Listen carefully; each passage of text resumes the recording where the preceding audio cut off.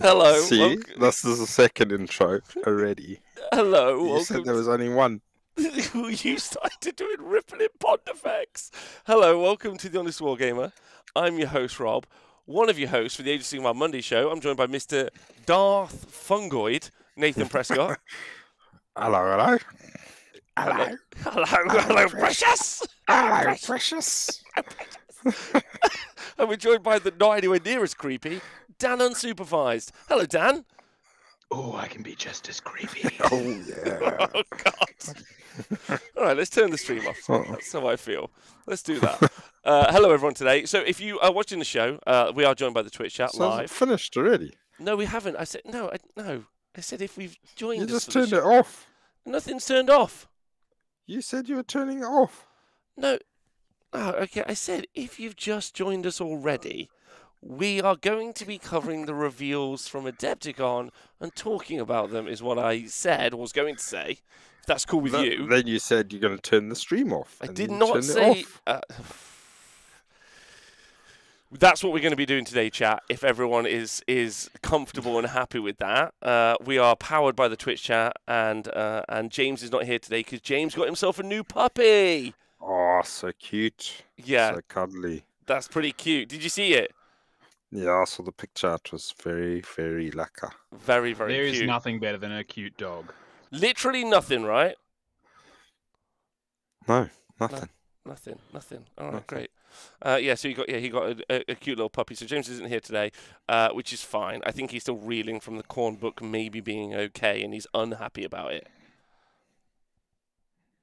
What are you laughing about, Dan? Dan, what has got you laughing? Sorry, I realized what that sound is. My neighbor has literally started drilling into the wall beside me. So anytime I speak, I have to mute my microphone immediately afterwards. That's very nice of them. Like, that's good. Okay, well, the show's going to go even better than normal then. So I'm really glad. Isn't it like 6 o'clock in the morning there? What's he doing it that early for? Yeah. It's like 11. It's 11. Oh, 11. Wow. Yeah, 11's fine. Yeah. Oh, yeah, listen to that. This is the dulcet tones. Looking going forward on. to hearing your thoughts about the new AOS previews. Oh my God! Did you guys hear that? Did you guys hear that? Thank God we just improved the sound quality as he starts drilling into our shared wall. This is great. This is great. Everyone, like and subscribe. Well, I also installed a new feature where you can donate money and then the voice activates questions. And you two can't hear it, so I was just spooked because a computer voice just started speaking to me, right?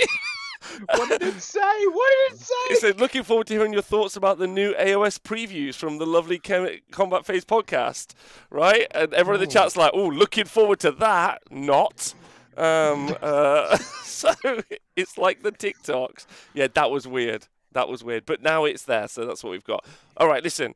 Before we go any further, let's talk to the gang. Nathan, how have you been? Hello. What have you been up to? How's your hobby been? What's been going on?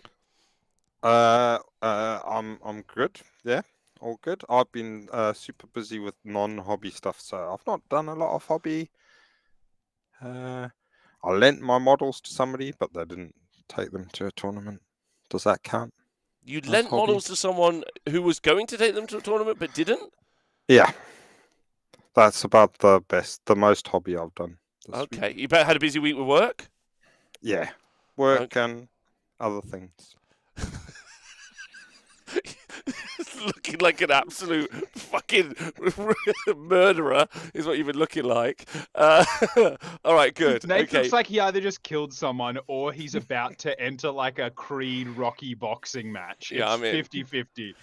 50-50. Also, me and Nathan are hobbying tomorrow. That's what we're doing tomorrow. So you have got some hobby coming up, right?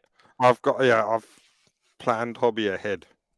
We've got a hobby date, Dan. We were going to maybe play a game, but my hobby update is I played with my ogres past couple of days and got my absolute face wrecked. I played Wildman with his Nurgle army, and that was pretty fun because his army was rubbish. And then I played Adam with his Beast of Chaos army, which was not rubbish. And the difference in those two games was severe. is all I'm going to say. Mm. One was a jaunty trip through Warhammer fun. The other was getting absolutely rickrolled into oblivion by like a kid who kept going, "Oh yeah, whatever, fuck you." Yeah, every time. What was in your ogre list? Because I'm playing my ogres at the moment. I've just finished converting up a unit of Griff Hounds into Saber Tusks because I didn't like the Saber Tusk models, and I'm playing another game with them tomorrow. What? How was the ogres? So my quick TLDR of ogres is that I really don't understand how gluttons have got a 5-up save and not a 4-up save, and I don't understand how Iron Guts don't have a 3-up save, especially if you start comparing them to like Chosen, because Chosen can get like no bonuses, Chosen can get loads of bonuses, but you can't really get anything extra. Like Chosen are like -1 to wound if you be Nurgle, or a bunch of different stuff. Like they can do like Eye of the Gods rolls if you really want, or you can stack some abilities on them. But like Iron Guts are just like, we're Iron Guts, and you're like, any buffs? They're like, fuck no. And you're like, okay, cool. When they've got a 4-up armor save, and they're quite expensive points wise. I guess I wouldn't really like. I have 3 bricks, so 3 battle line units of gluttons which come in 6s. They're 260 points for 6, and I was just like, and I printed them all out because I think the sculpts look amazing. I've always loved ogres. It's one of the first armies I ever collected, and then I'm just there with them, and I played Adam, and I was like, this is so fucking rubbish. Is what I'm gonna say. Like this just sucks. So I had a terrible time. Gluttons are like, so I only have 1 unit of 6 in my army because I kind of realized that. Gluttons are so much fun to play with, but they are so bad for their points, and they make it really hard to build a list. Mm. It's really bad. Oh, just want to thank Dark Lord of Cheese for donating £5 and another £5. I think you have to spend more money to make it be spoken out loud, because obviously I don't want that to be something people spam. Otherwise, the dicks that are the Twitch chat will be a nightmare to me. But he wants me to read out, Rob has always hated skinks. He found them to be annoying and disruptive on the battlefield, but then one day he started to see them in a different light. He realized that they were just trying to survive like any other creature, and he slowly started to love them. He even started to refer to himself as a scaly. I did not. A creature that was half skink and half human. He became a fierce protector of skinks, and he fought to make sure they had a place in the world. None of this is true. Just FYI, this is some deep lore that the Twitch chat made up the other day when we all started watching scaly versus furry videos. I don't know if you have ever watched them, Nathan. No, I've not watched those. Sounds interesting. I thought they were allies, not enemies. Who, scalies and furries? I think there's a little bit of a war between them. If anyone doesn't know, furries are people who identify as fur-based animals, whereas a scaly is someone who identifies as a scale-based, like a dinosaur, Nathan. Some people dress as dinosaurs. Or a fish. Or a fish, yes. I think there's a whole range. Suckies are vampires. I think that might be the term. I'm not sure. Yeah. I might get one of them. Yeah, Cool. So yes, skinks are Rob Scaly confirmed. I am not a scaly. Wilhelm, thank you for resubscribing. Oh, are you a furry? No, again, I'm not a furry, nor am I a scaly. Okay, if you okay, I mean, you're wearing a pretty furry shirt there, and you have quite the beard on you. So if you were to be anything, furry seems appropriate. Okay, all right. Gun to our heads, Dan, Nathan. You got to choose one: furry or scaly. I got to choose one of each. Yeah, no, you two. No, you no. Choose an animal. Choose an animal. I'll take 4 of them or one of them. I don't want to know what your fur soda is. Oh yeah, or your scale soda, right? Just tell me, are you a furry or a scaly? Thinking about it, love that. Yeah, I reckon probably furry. Why? Because I'm halfway there. Because you're halfway there. Pretty furry in most places. Roses are red, violets are blue. That's easier. I'm having a poo and thinking of you. This is hard. XOXOXO. I choose scaly so I can be a dragon on top of a big ass horde. And also, then I assume if I'm a scaly, you have an excuse to just never go outside. Oh, and be like, horde! Smaug. Yeah, and just be like, I'm not leaving. So I'm gonna go team scaly so I can be a dragon on a horde. And as the chat has pointed out, Rob is obviously team centaur brony. I am team centaur brony. I'm not sure what that. I guess I'm a. Is that a furry? I think I'm a furry. I think I'm more of a furry than a scaly. I don't Well, know. centaurs don't have scales, definitely. That's very true. Yeah. That's very true. What would be the name of the type of person that would identify as a goblin? Goblin? Just a goblin. Just a What about goblin. just grotty? Just a grotty. Yeah, person. grotty old goblin. A Fella. grotty. Okay, a grotty. A fungi. A gobbler. A fungi. Nice. I like that. Yeah, yeah. A fungi. Yeah, yeah. Then you can have your fungsona. Fungsona. Or your grotsona. I don't know how we got here. I'm just loving watching the number of people watching live yo-yoing during this conversation because it's like spiking up high and then crashing and then spiking again. As clearly, I think what's happening is people are going like, "Oh fuck, I can't handle this," and then they click away, and then in moment of silence afterwards, they're like, Look, but I I've need gotta to know. but I've got to know," and they come back. Okay. Okay. I think that the problem is like last time I was like corn rumors and it was the whole battle tome. So now I've said that we're going to be talking about a couple of battle tomes, and they're like, "You've got the whole book," and I haven't. So well, that's in the chat. You said that you have the new Seraphon and Cities of Sigmar books. Isn't that what you said, that you're just going to work through them all today? No, and that everyone should stick around until the end of the show so that they can hear all of the new reveals. None the of those last things. 5 minutes of the show. Yes, correct. Yes. Nathan's fungsona is psychedelic. That is correct. Yeah. My fungsona is stabby. That's my fungsona. Oh, yeah. But if you are watching this live for some fucking reason, or you've watched this on YouTube for some other fucking reason, please leave what your fungsona is in the comments. That would be great. Dan, cool. have you done any hobby this week? Yeah. Like I said, so ages ago I converted a hunter for my ogres and made him like kind of like a stormcast. Like he killed a stormcast rider and become a hunter using that. And so I was like, all my saber tusks are converted griffhounds as well. So I've just been painting and building them because trying to have 2 units of 2 little freaking doggy dogs can be battle line. It can be 2 of my battle line units if I take a hunter as my general, and that means I don't have to have big blobby boy battle line. Yeah, I'm just kind of annoyed, and like what's hilarious is I'm annoyed about my ogres having fully gone into it and understanding that I was wrong. I read the profile and I was like, these are rubbish, and then I said to myself, maybe I'm wrong, and then I printed them and I was like, no, I wasn't wrong. These are rubbish. And now And now I'm mad that someone made me get them, which was me. I'm mad at me. No, I will say they are actually a lot of fun. Like it is such a fun army to play. I think the one thing I find about ogres, unless you're trying to do the very cookie cutter, meat fist or underguts army, is that it's very hard to create lists with them because they're pointed in, like it feels like the army was pointed, like where you feel some books every unit feels like it was pointed individually, and they weren't pointed as a battle tome.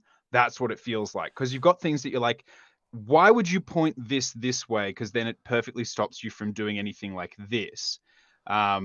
And where you've got some books where it's like everything is pointed in such a way that they click into place really well. I think, and it's the problem with large point cost armies, is it's hard to do. But yeah, I think gluttons in particular, as your meaty 5+ armor save, 4 wound, 4 attack if you take double weapon, battle line unit that you're asking everyone to take, are way too expensive. Way too expensive, especially when you compare them to other units that currently exist. And they're 24 wounds on a 5+ save. Like, it's like, you're not... I mean, I don't hate their profile. It's like 3 attacks or 4 attacks, 3s and 3s, rend 1, damage 2. You're like, okay, that's kind of okay. But like then you've got no overlapping buffs as an army. Like nothing makes them great. Nothing like increases their output. You're just like, these are just there. Yeah. And you're like, they are a lot of fun to play, and they do have a good little, like, they've got a great bit of punch to them. But for how easily 24 wounds melts when they have no defensive abilities, like the best you can give them is like all out defense, and you have no ability to rally on anything more than a 6+6. So Yeah, like it's just no overlapping buffs is super sad. Like, and so I was a bit disappointed. And then if you just get 3 battle line units of ogres, that's 750 points of useless lads, and it's so heartbreaking because they're just big lads, right? It's just big lads. Anyway, it doesn't matter. But that's kind of like my game plan so far. But like I'm going to paint them up. I'm actually super excited to paint them up. Really, like very genuinely excited to paint them up because I really want to put them on the tabletop. I think they look fantastic, and they're going to be my perfect spare player, like playing your mate in a casual environment army. Like it sucks, and it's fine, and they're cool. Yeah, and like you can do some fun stuff. What's in the rest? What's in the rest of the army if that's 750 points? Oh, I took this time around. I took 8 Iron Guts, a unit of 8 instead of 2 units of 4, and then I took a Butcher, and then I took a Blood Pelt Hunter, and then 2 Tyrants, and just put it all in Meat Fist and just kind of ran around. Probably will drop the Tyrants, as I think they're awful in combat. Obviously, like when you take them in Meat Fist, you do it with Kragnos, you do all those extra impact hits. So I was kind of like wasting my time anyway. Might take more Blood Pelt Hunters. I might take like 4, and then if there's ever a monster on the board, Rob, this is your subconscious speaking. Let go of your ogre disappointment. It leads to anger. Anger leads to hate. Hate leads to Seraphon. Okay, so thank you to Inner Rob for donating £10 and saying what they just said on stream. See, this is killing me. Like, all I heard is silence, and you're like watching the change in your face. I'll try and make it so you guys can hear it next time, but I don't like what just got said. Is all I'm going to say. Why Blood Pelt Hunters over Tyrants? Yeah. Oh, because they do. They're about the same points. Like there's like 10 points difference. I think Blood Belts are cheaper, but then you fuck off in chat with the donations. They do flat damage against monsters. They're like got a special ability, like so that it goes from D6 to flat 6. I think it goes from D3 to flat 3 as well. So like they're really good. So you potentially have got like multiple ways of applying flat amounts of damage to monsters. It's kind of fun. Like your real problem is Death Stars anyway. But anyway. See, I personally go the other way. I prefer the Icebrow Hunter because him popping, if he's your general, he makes your dog's battle line, which means he can pop up next to a unit of dogs. He's a galley vet, galley champ. I can never remember which is where right. He's a galley champ next to a battle line unit, meaning that he can't be targeted. So I like that. But also, if you give a Tyrant Death Cheater and Tunnel Master, it means he pops up that turn, takes the objective, and then he's like, I've got a 5-up ward, 8 wounds, and you can all-out defense to give him a 3-up save. So I just like that kind of little durability combo to Tunnel Master and then hold with 1 model. And he also counts as 5 models on an objective, so he's just staunch. Yeah, he is great. Oh, Nathan, your new biggest fan, Val Hasselfinger's in the chat. Do you want to say hello? Hello, Val. How's it going? Perfect. Can you hear what he says? Because I can't hear any of the voices you hear. I like how now the chat are donating money and I hear like voices in my head that you do. Like, yeah. All we hear is you go quiet and then watch your face change. Anyway, right, okay. Well, so ogres aside, I'm going to paint them up. I'm very excited about it. I obviously will get around to doing like Stonehorns, Iron Blasters, Mournfang as well. It's a bit of a shame because like I know Games Workshop won't ever change the rules. They won't like. It would be so fun to see like the Gluttons go from a 5 up to a 4 up, and then Iron Guts 4 up to 3 up, and bring it to some parity. And that's one of the really, really frustrating things I think with Age of Sigmar as a game system is you get super excited about something, and I know for a fact that it doesn't change now for 3 years probably. Like and those units. So like I'm looking at these miniatures, and I'm like, I have them. It feels really worthless painting them, especially trying really hard to paint them really, really well. Because, and that will always be one of the frustrating things about Warhammer is that they never do a good enough job of bringing stuff that's out of parity, which is a bit of a shame. But I guess we've got Stockholm syndrome, and we just kind of deal with it. So that's where it is. Okay, so let's talk about the really exciting news that we've got coming out of the Adepticon this weekend because there's some very, very cool news, in my opinion. We'll start off with the Cities of Sigmar one. This is probably my favorite bit of news of the bunch, so let's jump straight in. So we got our first look at the human soldiers of the Cities of Sigmar. I'll read the article out and we can kind of like bam through it, which is fun. In the Age of Sigmar, immortal warriors clash with inconceivable horrors. Gods wander the earth, towering behemoths stalk the realms. There's much for a lowly mortal soul to fear, but their faith in these ordinary warriors, brave and battlefield regardless, fight alongside myths and monsters to win the glory of Azir. Yes, after a year of Dawnbringer previews, the men and women of the Cities of Sigmar are mustering. Now, kind of before we go any further, I'm not 100% certain. Like, they've said Cities of Sigmar, but then they also said Dawnbringer Crusade. I guess they've amalgamated it and they like the idea of calling it Cities of Sigmar. Like, maybe there was a point where it was being done away with, I'm not sure. But I'm assuming that it's the Cities of Sigmar book and not the Dawnbringer Crusade book, as we thought it was originally. Yeah. Which is cool. And maybe initially it was meant to be like a campaign book that's now just been bundled into a story, a bit like, when they released Lumineth and then they released the second Lumineth and then they released the Lumineth expansion book in a campaign book and then they bundled them together as well. Potentially, I like Dadbot in the chat's made a good point. Maybe Dawnbringer is a new, kind of sub-faction for Cities, or maybe it's kind of like an overarching big war situation for Cities, where where you have a Dawnbringer army, and then maybe they just have armies from the different things. They've also the cities, the cities. They've showcased this fantastic map of kind of the different cities and their icons and stuff. I gotta say that this is, in my opinion, let's kick off with the models. Let's kick off with the models first. What do you both think of the models? Dan, let's start out with you. What do you think? First of all, I fucking love them. I think they're spectacular. I love that they look unique. I love that they look cheap. And by that, I mean like mass-produced armor and things like that. I'm a big fan of different textures on models as well, because it gives you lots to do. Like here we've got cloths, leathers, wraps, like organics, like wood, metals.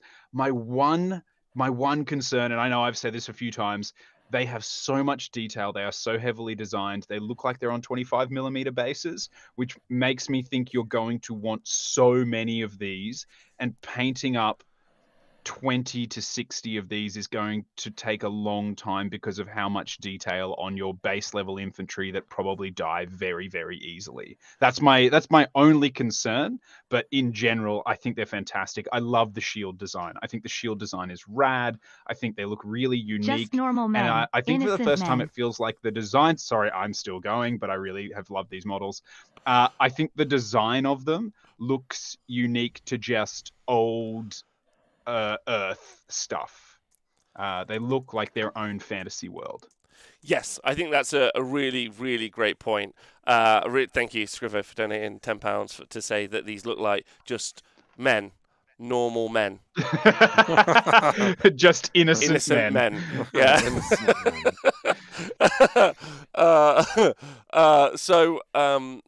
Nathan, what do you think of these models?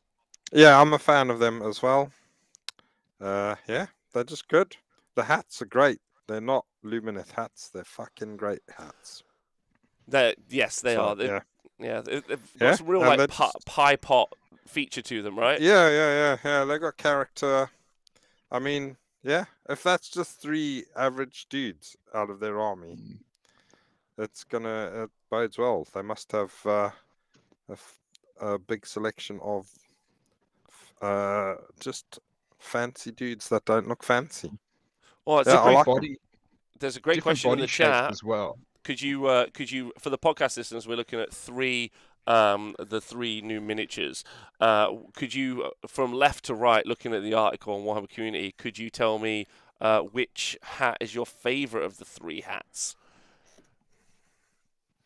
Ooh, big right question. Hat. Right hat for you. Right hat. I'm going left hat for me. Nice round pot on my head. Yeah. Yep. Just a good old pot right on my head. Yeah, a good pot. The other thing as well that I just point out that I really like is it looks like they've got 3 different body shapes. Like how often do we see like all of the models in a unit have exactly the same physique, height, everything, where it looks like bloke on the left has probably he goes back for seconds and thirds every time. Dude in the middle, or lady in the middle, I think, obviously works out hard. and then I'm pretty sure it's either a young'un on the right or a lady on the right looks a lot more lean and live. And I love that. I think that's awesome because they're supposed to look like a mix of like the civilians that join up. So the fact that they each have different body shapes, I think, is wicked. Oh, thank you to Yeah. Splonkerton for donating 5 gift subscriptions in the chat. That's fantastic. That's super Splonkerton. lovely. Splonkerton. Nate, do you want to give Nice. Splonkerton a shout out? Hello, Splonkerton. Great name. Your mother gave you a great handle there. And I dubbed the young Splonkerton. Splonkerton. Oh, look what I made. A Splonkerton. Like the doctor's like, and have you come up with a name? And it's like, yes, Splonkerton. They're like, I'm gonna need you to spell that. I don't think you need to really? Yeah, I think it maybe goes across the ages, Splonkerton. Anyway, thanks, buddy. Okay, so number one, someone said in the chat, a hat that you can cook a soup in is a great hat. I agree. Yeah. I agree. My take on these is these are everything that I wanted from Cities of Sigmar. Which is your favourite hat? Okay, favourite Answer that hat's question. far left-hand hat because, again, soup available. It's a very Super hat. Yes, a super Yeah. hat. I'm with Dan. I think the fact that there's a variety of textures.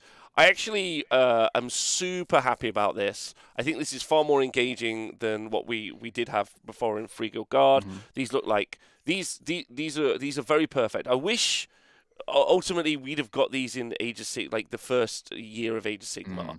And I said this already on kind of like the show, on one of the other shows, but I'll say it again.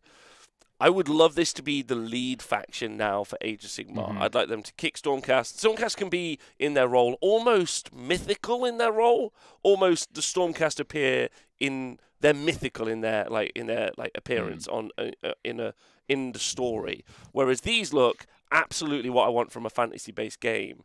And everything about them is great. The paint job is great. I love the shields. I can't wait to see all the other units. I hope we can see some halberd types. Can't wait to see the pistoliers. Like I love that they're fully decked as well in armor. Really kind of like talks to the industry of the realms. They're not just like a ragged band. They are fully equipped, which I think is really awesome. The people that make up the cities clearly are like drawn from all walks of life, but they're equipped and armored the same, which is which is great. And I mean, I'm sure this is going to be like a unit of 10. And I agree with you, Dan. Putting these on the tabletop is not going to be quick. But you know what? I don't mind. I actually, not for the first time, but we're actually going to get to put like infantrymen of the realm into the game. And that feels pretty nice, is what I'm going to say. So, P. Matthew 8, whose parents obviously chose a really weird naming convention when they came out. Like, usually you don't see a number in the birthing suite. But just points out that they're AOS Imperial Guard. And it's actually a conversation I was having at a games night last week about them. I find the human factions in a game, especially a fantasy one, incredibly important. And I'll explain why. It's because who the majority of people connect to. Like, so Imperial Guard in 40k, Cities of Sigmar in Age of Sigmar, and the same as Empire in the old world, it's because they're us, that we are humans. It's very hard for us to empathize with a Stormcast or like a Space Marine, but we can here. The idea of like life is short and cheap and you're in a world of gods and monsters. I think that they're vital in that regard. I agree. And for the storytelling aspect, I think like everyone's saying this is the Imperial Guard for Age of Sigmar, and I would agree. Like, yeah, these to me are absolutely thrilling, and it's so exciting that they're coming to the tabletop, in my opinion. And you know what? If I have to paint up 30 of the sword and board lads and then like 20 handgunners, or like, I honestly am very excited. These may also be Games Workshop miniatures that I pick up. Like there are loads of good guardsman-esque models, but I almost kind of want to commit financially to purchasing these. So Games Workshop are like, oh, people really like these. Do you know what I mean? Like these are, because these look great. Like I'm a huge fan. So Definitely. The only thing I'm excited for is as well, it says that last line in the sentence you can see on screen for those who are on the podcast says, while they might all be in uniform, the human foot soldiers of Sigmar's armies are far from uniform. And I dig that hopefully means that we'll see dwarves and elves as well. Yes. Yeah, I don't know. Like, what you want dwarves and elves mixed in with this unit in the Cities of Sigmar? Because it's interesting we've only seen 3. not in this unit. I'll say not in this. I want but like I would love for them to find like like species roles. Like for instance, in a lot of the books, when they talk about the gun lines of cities of Sigmar, they're worked by dwarves. And then like if something assaults the wall, it's like human swordsmen, shieldsmen, and whatnot with dwarven repellers. And then you've got your elven mystics and healers and things. All I'm saying is like it would be cool to still see the cosmopolitan elements of the cities, but rather than, because at the moment you've got human handgunners, dwarven iron drakes, elven archers, like you've got multiple species that fulfill the same roles.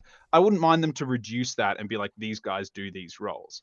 Because at the moment I'm stripping all of my dwarves to repaint them, and I'd like them to still have a purpose. Yeah, I think it's great. I think it's great, and I think having humans to tell the story in the realms is perfect. I'd like these to become the lead faction in Age of Sigmar. I'd like to become like heavily invested in the cities of Sigmar, each one, see them explored more.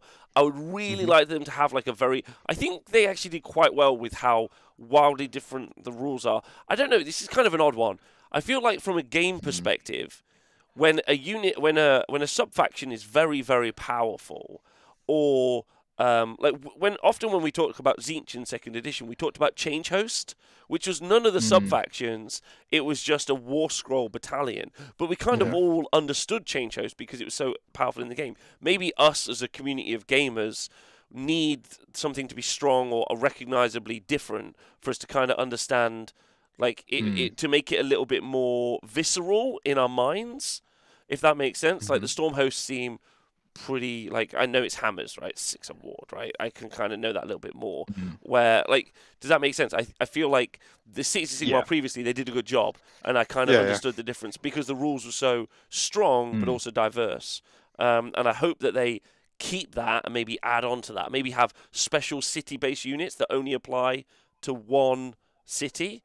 Would be quite interesting. Maybe that would be not a good financial decision, I'm not sure. But this is, for me... We'll talk about the other releases in a minute, but this is, for me, easily one of the most exciting releases that we've had. I don't know. I think this might even be more exciting than Cruel Boys. Like, this is so exciting in the scope and range. Because I think everyone can add something to it. There's good representation. You've got mixed skin colors. You've got mixed genders, which is great. If you don't think that's important, then you're an idiot. Like, this is good stuff. Like, and I think it's really exciting. And then the cities stuff. Would be is really fun. I love this image of all the cities. I think this is really cool, right? Yeah, they've got loads of scope to play with the rules, like you say, and they have done a good job differentiating the different cities. So yeah, looking forward to this. And this book is due in the autumn, is it, or late summer, or something? Yeah. So there's a roadmap. So I was going to talk about that next, actually, and we could talk about that. Like, so we've got the roadmap available here. Let me try and open it up in a new tab. So there's the roadmap, which is looking pretty cool. So obviously we just had Khorne and Slaanesh books out, and now and we haven't talked about Osiark, Bone Reapers or Soulblight Gravelords yet, so we'll do that in a minute. We'll go through those, and then we have Seraphon in the summer with their range refresh. We'll talk about that in a minute as well. And then we've got these two kind of mystery books in the summer. So I guess this should be the first thing to talk about. We've got General's Handbook, which feels weird to see on a roadmap because Games Workshop haven't previously done roadmaps. Yeah. And now we're only like 2 months into this General's Handbook, but we already know the new one's coming out. How does that make you feel, Dan? I really don't like the pace of the GHBs at the moment, but I know that a lot of people have said that, and I'll just say, as much as I love a game being changed up regularly, when they're hitting every 6 months, you've only just got the previous one under your belt before the new one comes out. And I think that while that's fun, it also means that, like, let's say you don't get around to playing a lot of Age of Sigmar, you're behind the ball massively if you miss like 6 months of the game. Yeah, I think so. Nathan, how do you feel about it? Because I know you've been pretty anti the kind of 6 month cycle. Or you not not a fan? Yeah, I'm not a fan of the 6 month cycle. I preferred it when it was yearly. So, I guess I don't play enough games for the 6 months one to really benefit from that. And I guess there are people out there that are playing like loads of games every week, and Mm. they're quite happy because it might get stale. But the feeling I get is that the majority of people would be quite happy for it to be a yearly thing. Mm. Yeah, I think I much prefer the 6-month cycle. I much prefer the 6-month cycle, but I think I agree with you. I think that the majority of people, and I guess it's kind of weird. I've always thought this. Like I think this is the kind of way I think about it. The people who play the majority of games, as in, I don't know what the number would be, but I feel like it's a huge portion. I think if you're someone who plays 2 games a year, the speed of the GHB doesn't really affect you. Oh yeah, then it doesn't matter if it's 6 months or 12. Yeah. Because that's not enough. But if you're playing, maybe 2 games a month. Yeah, I get like all, but I would say this, right? With a 6-month release, let's say you play 1 game a week, right?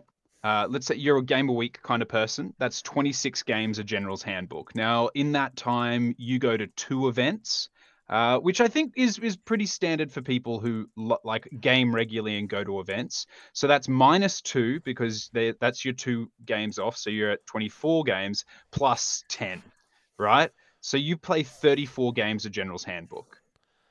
Yeah. For me, that feels like a very quick, like, and that I would say that for a lot of people, that's more than they get a chance to do. That's not a lot. And especially when the General's Handbook is just about necessary for matched play. I think that it changes it a little bit too quickly. That's all. That's if you play 1 game a week and go to 2 events every 6 months. Yeah. Okay. All right. Yeah. Okay. Yeah. It's kind of interesting. I wonder what everyone else thinks. Some people in the chat saying they've not bought this GHB because it's too quick. Right. I don't think I'll ever buy a GHB ever again. Like if they're 6, like I want one. Don't get me wrong. But if I know they're 6-month releases, I'm never buying it. Which is super fair. Yeah.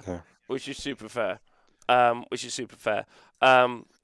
also put like 0 into GHB. I mean, I'm not sure they put 0 FO, like 0 effort into it. I don't know. How do you what do you two feel about the GHB? Do you feel like? Oh no, there's some substantial changes, like with scenarios. Half the scenarios change quite a bit, and then there are like the difference between galley champs and galley vets has been significant. It's a change up. I would say, going back to your point about people that play twice a year, they're better off not playing with the GHB at all and just playing with the core rulebook. Yeah, I agree. Just put that out there. But yeah, but I think there's if there was 0 effort, then they would be similar enough to each other that people probably not also bother. Let's remember that the first couple of GHBs were cheap as chips. And I admittedly, we're going way back to like the very first ones. But they were like, I think in Australia, I think the first one was like $14 and the second one was like $16 or $18. Like they were really cheap. Now, if you were releasing a small soft cover book every 6 months and they were that cheap, no one would bat an eyelid. But when they're like $50 to $60 every 6 months, just to play a handful of games out of it, it's just you've lost it. It's the same reason that if anyone plays Lumineth, I assume they never buy another Battletome because they're like, we got 3 Battletomes in 18 months. Why would I ever pay $1 for a paperweight? Yeah, of course. Yeah, I think it's wildly expensive in some places. Okay, so that's the GHB. GHB's on the horizon either way. Rumours that it's going back to being a year. We'll see. I'm not sure if sales are not going particularly well on the GHB. It kind of makes sense. It feels even less valid at 6 months. We know we can get it free. So, not certain that that's the one for me. And then we got this mystery book in the middle. I'm pretty certain that's going to be Thondia 2. The Thongdia remix, as some people may call it. So Electric Thondaloo. Yeah, the Electric Thongdaloo. And there are rumors. Are there rumors about Skaven Refresh? No, there is not. Do you want to know? Do you want to know a fun fact about Skaven models that I was researching for a completely different reason? Skaven have received less models since Age of Sigmar first dropped than there are Forge World squats. Then there are Forge World squats. Wow. Yeah. Okay. So there are more space dwarves released by Forge World since Age of Sigmar released than there have been new Skaven models. Yeah. Yeah. Okay, that's pretty Rough. crazy. Yeah, rough. But either way, pretty certain that that's going to be the new Thongdir book, which is actually pretty exciting. Sure, it's a campaign book. Hopefully, it won't have any match play rules in. It might have match play rules in as well, which kind of feel like maybe that you have to purchase it, which can kind of feel bad. But ultimately, a campaign book, like, because there was one a year ago, this one in the next year, that feels reasonable and is actually quite exciting for some people who love picking that stuff up, who love finding out about the story, the setting, the ongoing setting. That's actually pretty cool. So that's fun, in my opinion. I don't know what you think. Blood in the Badlands is still the best book I've ever bought. This is Old World because it was a big campaign book and it was great. Like, you bought a Mighty Empire set, you've got Blood in the Badlands, and it was a full interconnected campaign, and it was awesome. I'd love to see that. I played one of the early Age of Sigmar ones, and it was pretty good as well. But I can't remember what that was called. Mighty Empire, something like that. But yeah, I'd love to see a really good campaign book. All right, good. All right, so then, and then we've got the two books then. So with the Cities of Sigmar, which we just talked about in autumn, so you're looking towards like September, October time, and then some mystery red book. Now, in my opinion, that mystery red book is Flesh Eater Courts, because there's also been a leak this week with the Flesh Eater Courts models for the new Flesh Eater model for Warcry. So the next Warcry box is Flesh Eater Courts versus some new Stormcast characters. That's the new Warcry box and a bunch of new miniatures in there. So there's been some blurry photos of those going around on the internet. So I think that you might see Flesh Eater Courts. I don't think you'll see Flesh Eater Courts released at the same time as Cities of Sigmar, as in like a dual box one weekend. But I think you'll see like one release after the other release. And that's mainly because you end up with like just before Old World, which I predict to be around November time, you end up with new Seraphon miniatures, buy as many as you can. New Cities of Sigmar miniatures, buy as many as you can. New Flesh Eater Courts, buy as many as you can. And they're like, oh, you've got no money for Old World, sad. I can really see I can really see that that's how they're going to work it on purpose. But everybody's got all the Old World stuff anyway in their lofts. Yeah. Exactly, but you have to remember, Games Workshop doesn't ever track anything based on. Games Workshop never tracks anything based on player like they don't look at event numbers and work out how many people are going. They're just like, how many did we sell of X, and is it good? Like, to them, Kill Team is the most successful game second most successful game that they have because of how many it buys. Like, if that makes sense. So they're going to want you to pick up Old World or not, so they can kill the game. Because surely they've got to be running scared. I don't know. Anyway, so that's the timeline. It feels pretty awesome to have this this big timeline available for us as a community. That looks like two quite big releases. I mean, going on the 3 dudes that we've had from the Cities of Sigmars, you'd think, you hope, and all our guesswork that there's going to be loads of units there, but also the Seraphon. The amount of Seraphon models we've seen over the last month or so, a couple of months, they are having a massive release, aren't they, figure-wise? So it looks like the second half of this year, we're going to get quite a lot of new models into the Age of Sigmar universe. We are definitely going to get... and the sexiest daddies that Age of Sigmar has ever seen as well. Yeah. The thirst is real, and that's okay. Like, regardless, man, woman, or anything or anyone in between, if you don't look at the Seraphon and get a little bit titillated, you're dead inside. Okay, well, let's talk about them, shall we? Let's move on. The full might and majesty of Seraphon is revealed. Someone in the chat said, surely the same hedge funds benefit from Old World sales. Why would they care? Obviously, we know that they fight internally, like petty bitches. Fighting inside as a company, so that's kind of their thing. They will not want the other part of it to be successful. Right, the full might and majesty of Seraphon. Okay, so we got some new miniatures revealed for the upcoming Seraphon release to deck it out. Nath, did you happen to catch the dinos riding dinos? Oh yeah, I saw a couple of pictures of them. Yeah, they look good. So they're bigger than the old mounted Saurus Knights, aren't they? They're more like Gorgunter size, are they? I think yes, I think that they're definitely on that base. I think they're not on small cav base. I feel they're Gorgrunter size. Yeah. So yeah, pretty cool if they're gonna get some big heavy Gorgrunter type in heavy cavalry. Yeah, yeah, they look good as well, don't they? So yeah, I'm in. Yeah, I think they look really good. Dan, how do you feel about them? I mean, we've joked for a very long time. The old Saurus Cav have been the whipping boys and girls of Age of Sigmar for a very long time, and Warhammer before that. These look amazing. I love the design on the models, both the dinosaurs, like the mounts and the riders. Yeah, I think they're great. One thing I will say that I really like is I know that talking about the thickness of the legs of the mounts sounds like weird, but they actually it's something that gives them menace. You know, like they look like they could absolutely power through and chase you down no matter how Not big these they guys. are. Not these guys. No.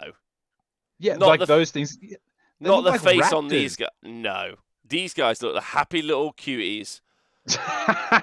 Yeah, sure, they're going to come and snug you. I mean, but very powerfully. Something Look at I their legs, find, not their faces. Yeah, that's what that. Yeah, I really dig it. I think they're great models. I really like them. Yeah. I'll be excited. I'm excited that they look cool because it means we'll see them on the tabletop.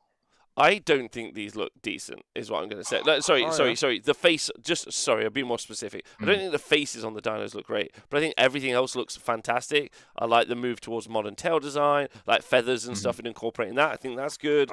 I like all that element. It's just the face. If you were to say to me they look like they have a vicious mount, I'd be like, no. They look so cute. They are not trying to be vicious, are they? Those toe knives. Look at those toe knives. Have you ever dealt with a cassowary? Those things, like, it's these things are great. They're terrifying and great. It's not the mouth that you're scared of. It's that knife toe. To be fair, you come from a land of kangaroos, so maybe you know more than I do. It's not the kangaroos. It's the cassowary. The cassowary literally has those toes. They can lock them in place like a bony knife, and then they can tell where your heart is, and they just knife kick you in the heart. Okay, no, that's what these things do. I'm not arguing about their viciousness. I'm just saying their face has lured me into a sense of cuteness. That's what I'm trying to say. That's the idea. It's while you're like, oh, he just wants a nuzzle, that he just fucking ultimate punches you with his legs and pierces your aorta. Like, that's what he goes for.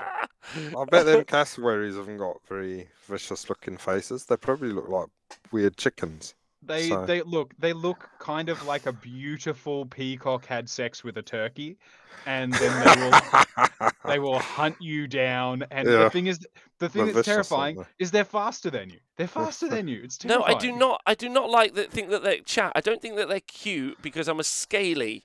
No, that's not what. You've been outed.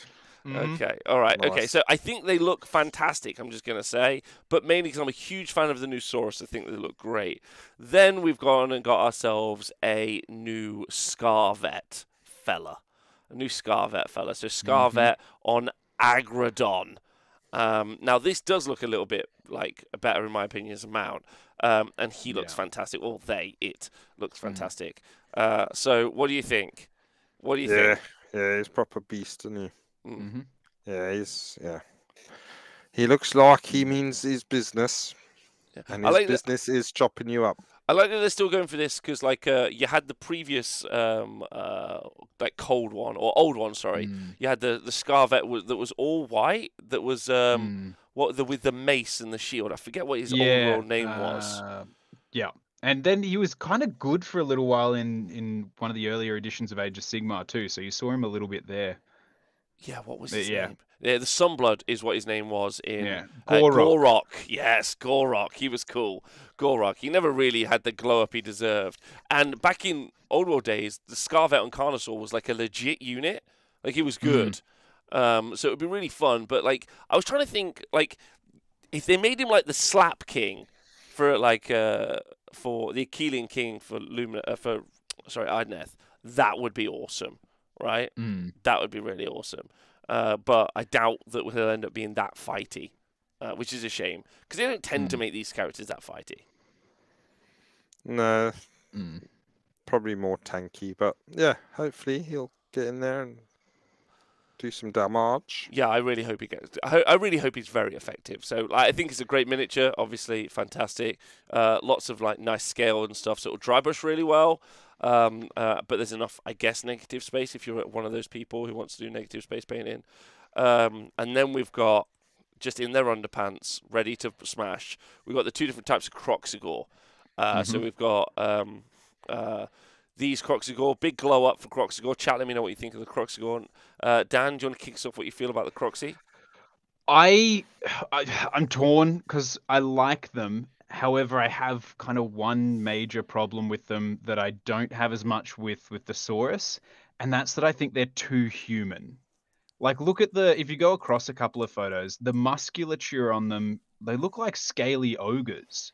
Like they have very human musculature, and it took me a while to put my finger on it. I was like, yeah, I like them, but it looks like someone sculpted ogres and then just added scales on top and a tail.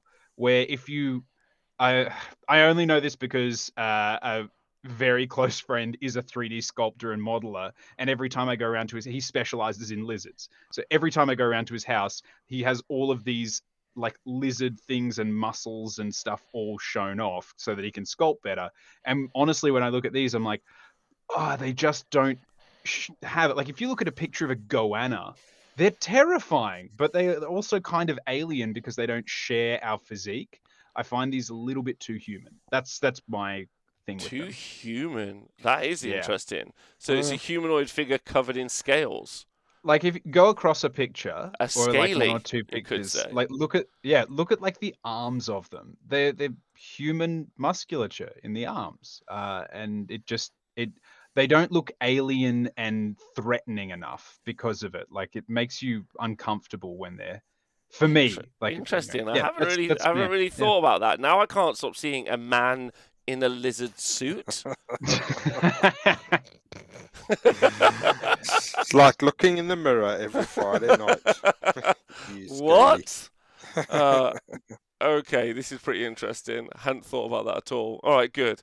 Okay, let's move on. And then there's another version where it's still, again, a human in a lizard suit, but they've got a different face. Yeah. They have, indeed. Yeah, you've spoiled it for us all, Dan. Everybody was like, you've ruined these new miniatures for everybody. They're like, oh no! All I can see is Rob in his suit. I really love them. I really love the design. Maybe it's the paint job. Maybe they're like, maybe I need to see a different paint job on them. But it makes me. Yeah, you're right though. They're like Komodo dragons, and all of them have got quite baggy folds and stuff. Well, yeah, they're fucking terrifying because of it. Yeah.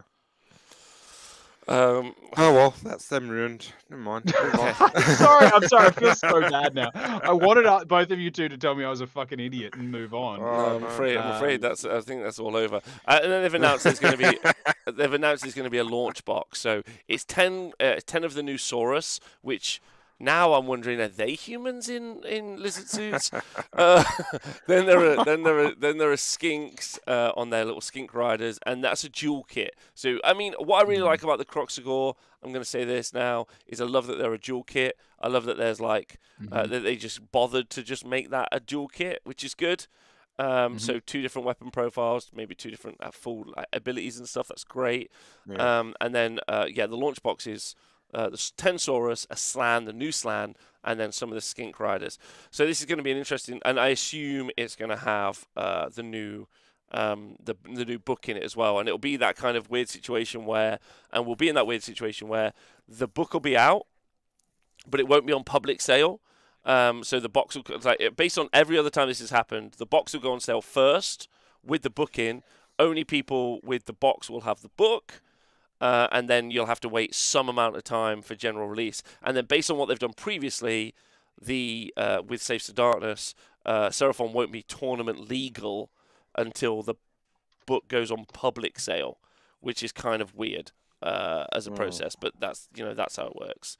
But I'm sure some events will let you play with them even if like it doesn't, you know what I mean. Whatever. Yeah. And then there's a new bit of art on the cover, and I'm personally not a big fan. They've changed from the grimdark setting books that they were doing to these kind of like weird, like very colourful, almost AI sort of pictures. Yeah, they're quite bright and shiny, aren't they? They're not, not very grim. Which is, does that mean you like no? So like this is odd, is what I'm going to say. It's kind of an odd thing, because then the art direction of the Age of Sigmar books just decided to change at one point, like halfway through the edition, which, not halfway, I think is a little bit more. We've had most of the books out now, so this is a kind of weird thing. But anyway, I mean, that doesn't normally bother most people. It's normally the contents, not the cover. But there you go. And then the final bit of news, but there's loads of it, which is really fun, is Ossiarch Bone Reapers and Soulblight Gravelords got a new book. So we ended up with a new character for the Ossiarch Bone Reapers, the Mortison Ossifector. So these are the two books that are coming out next. And as I've heard it, they're going pre-order this weekend coming.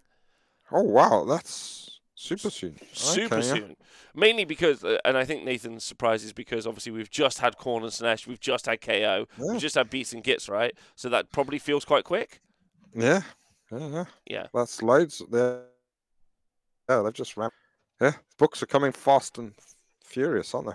But they have to do that to keep up with how quick you gain access to this information, Rob. Like they've just got to keep up with your thirst. Yeah. Is Rob actually writing it and they're just printing it for him? Yeah. That's how I get it ahead of time. Yeah, that's how I get it. That's how I get it ahead of time. So can you imagine that there's somebody whose job it is to try and stop you specifically from getting information, and they're just ripping their hair out. They're just ripping like, how does he do it? How? It's great. Can we shout him out? Because I know he is. Right, no, we won't do that. Right, okay. So the Mortison Ossifector is a new mini, and we got new Ossiarchs, and Ossiarch Bone Reapers is actually really exciting, because even though they're currently doing really well, they were a weird book in Age of Sigmar 2. They've been an especially weird book in Age of Sigmar 3. There's a year and a bit left on the edition, so let's just call it a year. And Ossiarchs have not been able to redeploy. They've not been able to. So I'm very interested to see how they handle command points for Ossiarch Bone Reapers. I personally think we would think, this is absolutely fine. They're going to just scrap the RDP system, but I feel like they're going to double down, in my opinion. Yeah. Like, I don't know how you two feel about that, but I feel like they'll double down. You won't be able to redeploy at all.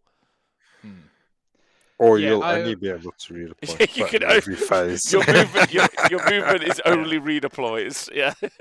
Yeah, I think it's tough for them, because obviously when they released them and they were like, oh, you don't get command abilities, but you get this. Command abilities were a lot different. Like they were an edition ago. And now that things have kind of changed, I feel like they're not doing poorly, but I think they just don't get to play with as much of the fun of the game. One of the big things I hope they change is the Nexus.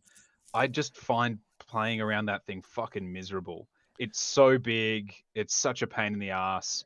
Just make it a buff rather than every turn your opponent chooses an ability, blah, blah, blah.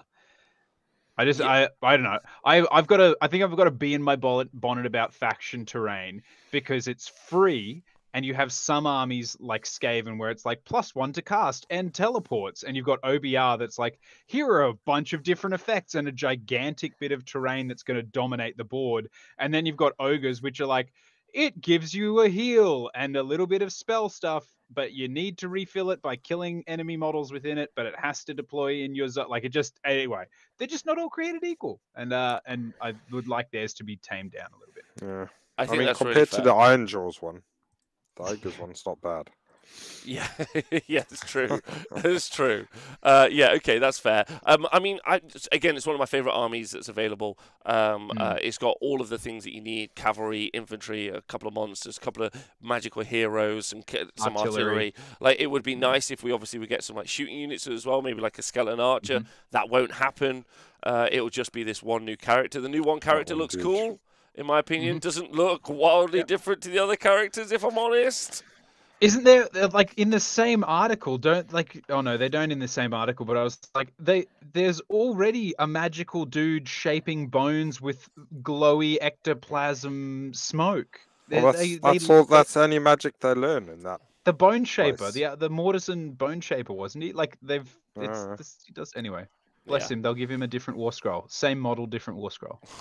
Yes, but like I'm very excited for this. I'm very interested to see what they do with it because very much like Gitz, Sylvaneth, Slanesh, Khorne even. Those are like there's been some very interesting creative challenges for the rules writers over the past year or so. Khorne was an interesting one, Slanesh was an interesting one, Sylvaneth was an interesting one, just based on like how they previously did. Same with Gitz. So Bone Reapers will be an interesting one because I think at the time of writing this book, I don't think Bone Reapers were doing particularly well. Like, because this would have been written a year ago. OCR Bone Reapers are doing kind of okay right now, but a year ago they were not doing great at all. So that's kind of interesting. Okay, so that's OCRs, and then finally we've got Ivaya Volga. She sounds like a Bond villain, Ivaya Volga. And we got that's a new sculpt. So what do you both think of the new sculpt? So this is all for Soulblight Gravelords. Yeah, I like it. I like the one with the bats. Yeah, I think it's pretty cool. I mean, they have got some pretty cool vampire models anyway. Like with like the girl with the bats and the hair all over the place. That's cool. I like this one. Yeah, she's cool. Okay. Great. I have two things that I'm interested in. One is I wonder if this is the first Virkos Dynasty that wasn't meant to be a Cursed City release that was just shoved in the book, like they've done a custom one. But the other thing is, I wish she wasn't named. Would be the only thing I'd say. Like because at the moment Soulblight are not hurting for named characters. I think they've got more than any other book. Like and they probably have double than most books. But what they are hurting for is unnamed characters that aren't on galley vets, galley champs, galley whatevers they are, galley heroes, galley vamps. They're hurting for galley vamps, and so just giving them another unique named hero in a book full of unique named heroes, maybe. So hopefully she's got a regular version as well. Yeah. I'm not sure. Yeah, she definitely is a named character here. She's in the Vrykros Dynasty. Kind of weird. The whole army is very, very top heavy when it comes to these things. Loads of bosses. Yes, loads and loads of heroes, loads of named heroes as well. So it feels a little bit much, in my personal opinion. Loads of named heroes that are locked to sub-factions. But of course. But fantastic miniature. Oh, great. Beautiful. Yeah. I own all of them because I've got Cursed City and I'm slowly painting up the entire Cursed City collection because I think it's spectacular. I've got a 3D printed Virkos Dynasty army that I'm slowly painting behind me. I really like it. I just wish that they had access to a little bit more that wasn't unique. Yeah. Well, yeah, I know. Yeah. I mean, it's quite a wide range. There's a lot of stuff in the Soulblight Gravelords book, to be honest. Zombies, Graveguards, Skeleton Warriors, White Kings, Blood Knights, Skeleton Knights. You've got lots in that book, really. I think it's quite a wide book, especially compared to some of the other ranges. But anyway, and then we got the new book front cover. And honestly, I'm not 100% certain what I'd like to see from a new Soulblight Gravelords book. I'd maybe like to see a couple more artifacts be good. Maybe I feel like I would like to see maybe a little bit more necromancy from the book. The problem with the artifacts is, like Dan just said, they're all named characters. You can't use any of the sodding artifacts. That's true. I mean, you generally will see one fit into the list anyway. But it'll be on someone on a zombie dragon. It's not going to be on a galley vamp. They've got a thick skeleton, a necromancer, and a regular vampire.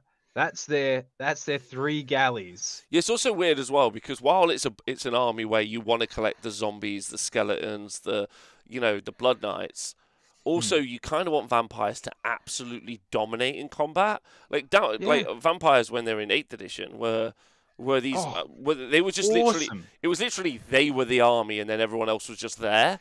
And I kind of Go on. It was an army of a delivery system. You'd have a vampire in a unit of 40 skeletons, and your opponent's like, the skeletons are just there to get the vampire in combat. And then when the vampire got into combat, they blended through whole units.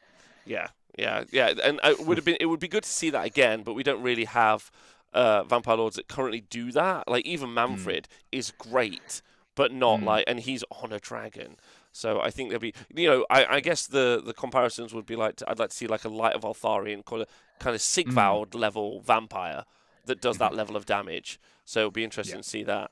So that's everything. That's kind of that's everything that we've got to date, as they say, for the upcoming releases from Adepticon. But pretty exciting and thrilling time. I said this the other day. I don't think I could be more excited to be an Age of Sigmar player at the minute. Oh, yeah. We've just had Khorne and Sinesh. We don't even know how they're going to look as armies on the tabletop. We've got some ideas. We've just started to see KO results come in. That's been really fun. And they're all looking different to each other. Loads of different lists. It's cool. We've started to see Beast of Chaos doing really well. Gits are obviously doing really well. Saves of Darkness are the most popular army in the game now versus Stormcast. So they're 10% of the meta. So the game is wild. There's so many different armies to play, so many different armies to collect, loads of new story. It honestly feels genuinely very exciting. Game balance is pretty good. Sure, Gits are strong. Beast of Chaos, I think, are stronger. I did like a tier list show the other day, and it was Gits and Beasts at the top. Oh, really? Yeah. It's on the. I'll send you a link. It's on the Patreon, but I'll send you a link. Did it with Adam, so that's kind of interesting. But I don't think the game could be in a better place, and there's just more exciting stuff coming up. And if they pivot the game so that we no longer have Stormcast as the main characters, that probably won't happen. But I've got a lot of hope with Cities of Sigmar. I don't know about you. It'd be cool. It'd be awesome, and I genuinely think you'd bring in more people. Because like a faceless army of golden armored heroes is great, but I think if suddenly you had like the down on their luck humans trying to survive in a world of gods and monsters is a much more interesting story. I'm just more shocked that you completely skipped the Tzeentch reveals with some of the weirdest, most messed up, Cronenberg looking dudes we've ever seen. Yeah, they are very, very cool. New thank you for the raid from Crown of Champions. They're very, very cool miniatures, definitely. But they're ultimately just some warband. Like the miniatures are fantastic, and I think that they're I think someone who's better or more articulate than me on miniature design could lose their shit over those minis. But I don't think it's in my wheelhouse. If that makes sense. That's all I've got to say. Is they're fantastic. That's it, right? Which is good. Yeah, but ultimately, they're not really going to reshape the game or change anything like that. I don't think so, no. Well, some of the Warcry bands are pretty... They're a Warcry band, are they? Or they're an Underworlds band, I think. Yeah, I think it's a new season of Underworlds because there's... Because it's them and the Stormcast again. Oh, no, that was the Flesh Eaters, was it? Oh, fuck knows. But, no, that's Warcry. Yeah. That's just another one of the other ones. One of them games.